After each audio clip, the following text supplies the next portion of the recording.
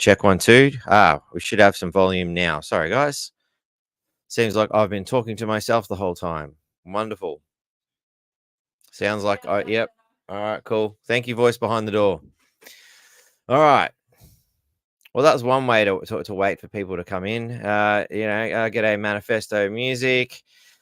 And g'day Laura. Thank you for letting me know there's no sound. We've solved the problem now, so it's all happening. I guess I can go back to everything that I was just saying. So as I was saying, checking the election stats, it looks like Troy's doing pretty good so far. He's definitely got the majority vote with, so 2,300 more votes than the other guy, or the other guy. Who knows? With people like that support the Labor Party these days, there could be guys, there could be girls, there could be anything really. They've only counted 67% of the votes, so there's still a long way to go. But the whole time I've been watching this since last night, Troy's been looking good. So it seems to be a pretty consistent attitude. Where, like I said, we're just hoping that the preferential voting system doesn't shoot him in the foot, which I believe is the purpose of the third candidate, because that third candidate did not pop up until Troy was looking good. So, in other people who have been on the network news, so I'm just going to deal with the people who have been kind enough to come onto the network. All of you rest of you mob are on your own because you didn't want to come talk to me. So unfortunately, Alan's not faring too well, but there could be a preferential system set up from what I'm hearing from Jake, who is not doing very good at all. He's at 24%, while Alan's at 28% at the moment.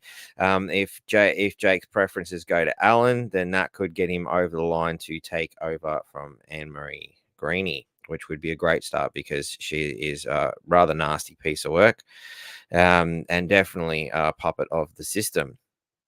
In Division 4, of course, we've got Good Christian who, braved up, with a can of liquid courage and came on the show recently. He's faring very well with a 51% lead. It's minimal amount has been counted there. They're only at 35%. So, he's basically sitting with about 150 votes over the top of Mark Malachino at present.